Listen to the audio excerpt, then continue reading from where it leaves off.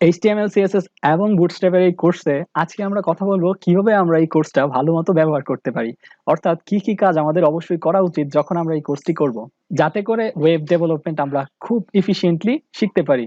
প্রথম যেই কাজটা করতে হবে সেটা হচ্ছে আমাদের প্রথমেই বুঝতে চেষ্টা করতে হবে যে আমরা কি শিখতেছি।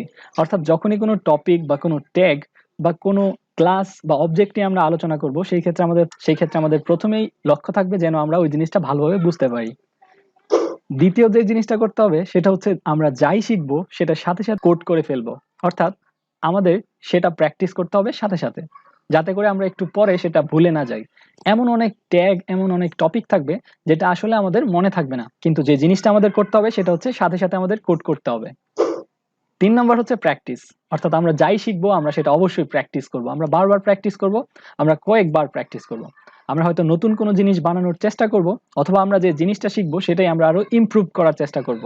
তো আমি মনে করি এই কোর্স করাকালীন আমাদের অবশ্যই এই ৩টা জিনিস করতে হবে, কারণ এখান থেকে একটাও মিস হলে আমরা আমাদের ইফিশিয়েন্ট ভাবে এই ডেভেলপিং শিখতে পারবো না। তো এই ভিডিওতে এতটুকুই। পরের ভিডিওতে আমরা দেখবো আমাদের যে সকল সফটওয়্যার দরকার হবে আমাদের ওয়েব ডেভেলপিং করতে, সেগুলো আসলে কি কি এবং সেগুলো আমরা ইনস্টল করব। Thank you.